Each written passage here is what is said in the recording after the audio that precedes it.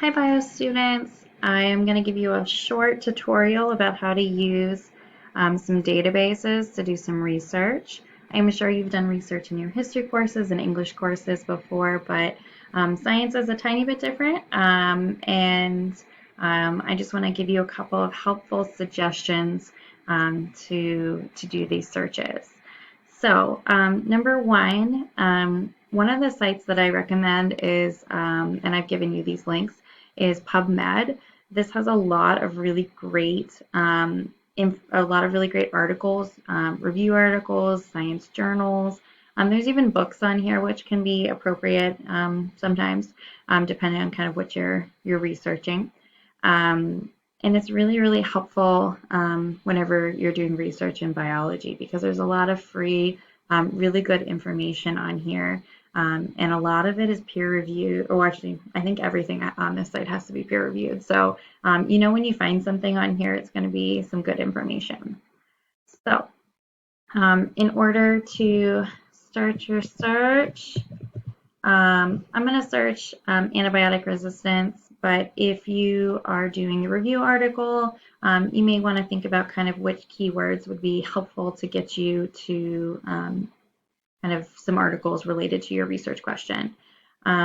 If you are researching for your poster, you're also going to want to search antibiotic resistance or antibiotic discovery to probably get you started. But there's lots of different variations, so if there's something else you want to search, that'll work too.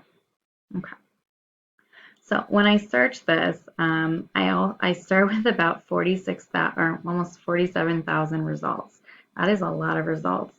And it also, it can be really overwhelming when you get this amount. So either I would say alter your keywords to kind of give you a more refined search, or you can start going down and looking at some filters, and this can be really helpful. One of the first things that I would definitely always make sure you have selected is that you get a free full text or full text option, because one, we shouldn't pay, you don't want to pay for things that we can find so many things for free. And two, you want to make sure you're getting full text. Sometimes if you're doing research, looking at abstracts and just the little summary of the article can be helpful. That's what an abstract is. It provides a summary of the results in the study or the review. And that can be helpful, but if you have kind of a more extensive research database, like when you're in college, for us, though, let's stick to full text because I think that'll get you kind of in the right direction. The next thing you can do is pick your article type. For students doing the review article, it is good to have some reviews in there just for kind of your background information, but you definitely want to, looking at clinical trial or randomized controlled trial is going to be helpful.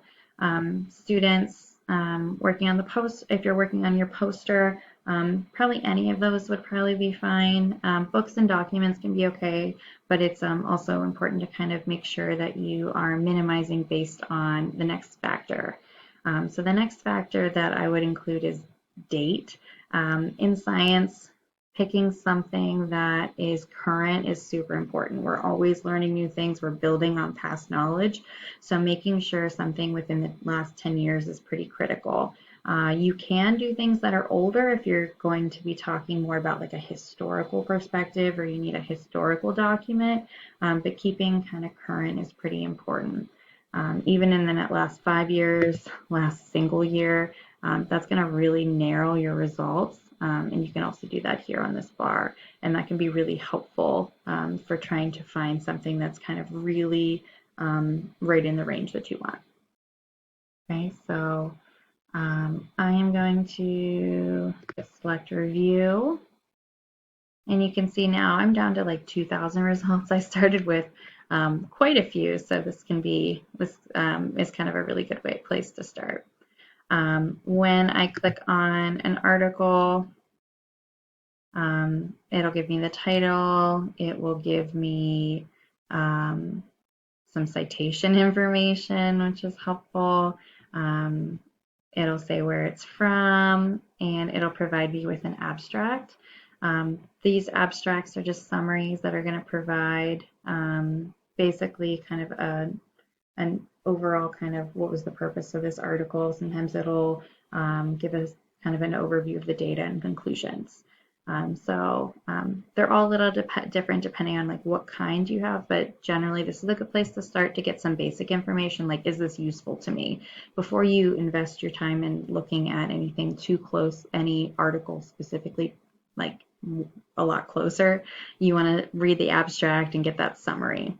And then if the abstract checks out, it looks useful, then you can definitely download and kind of look at the full article.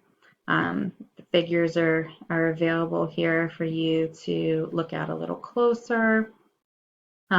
This one even gives you similar articles, which I find is really helpful. So if this one's kind of, this one seems really good or it's close, you might go down and find something in the similar section that might be helpful to you.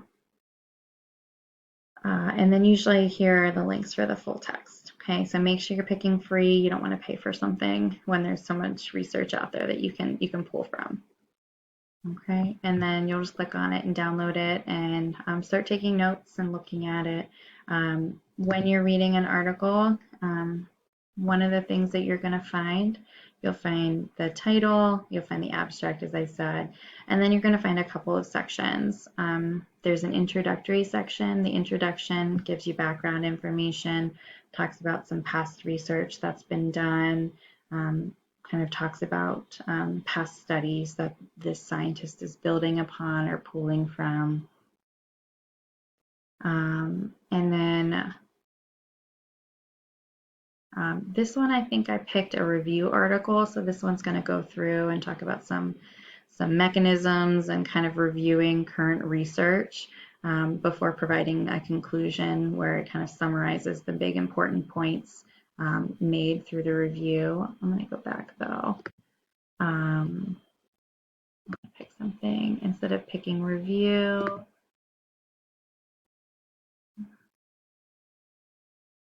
I'm going to do a clinical trial. I just want to show you a little bit of difference here. Okay. So here's another article. Okay, same things here. What you're going to see though, if you're looking at a different research article, you'll see some signature sections of the article. There's an abstract. Okay, this one has kind of a background. It goes through actually all the parts of the research study. This one also has an introduction going through and kind of explaining kind of the research that previous scientists have done on this topic and kind of the need for this study, what's the purpose of this study, what was the important hypothesis.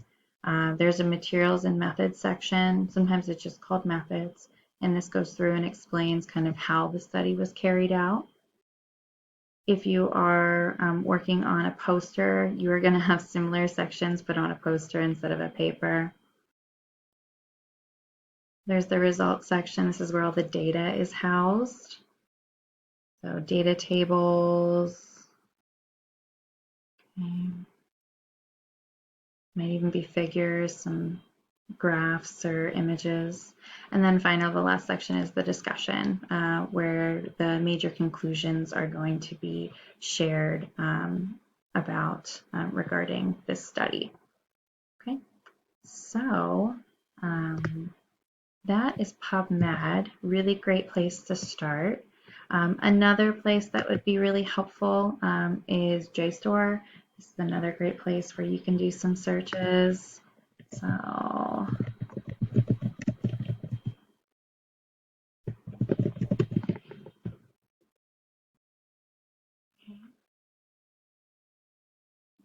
if you are doing some research in JSTOR, you're going to see areas to refine as well. They're a little bit different than PubMed, but essentially very similar. I recommend journals. Journals is a great place. Other areas are good too, but journals is going to give you kind of the most recent publications. You can give yourself a date. Remember, I think 10 years. And if there's anything you want to narrow down, we have some subjects and things like that. I would say just cutting down the date and focusing on journal articles is definitely going to help you to refine. You can see right now about 55,000. I do 11, 21, and I apply that. It's going to limit my search. And if I add in an extra word here, looking at discovery or antibiotic discovery or animals or livestock, whatever you want to add in can really refine your results really nicely. EBSCO is another really good source. I don't think it's as good as the other one, but for science anyways, but definitely something you can use. You'd log in through the Ellis School and then EBSCO host, or the Science Reference Center seemed to work really nicely the other day when I tried it. But regardless, I hope that this was helpful and I hope you learned a little bit more about research, especially in science. If you want any help, reach out. I'd love to help you out. Have a good day, guys.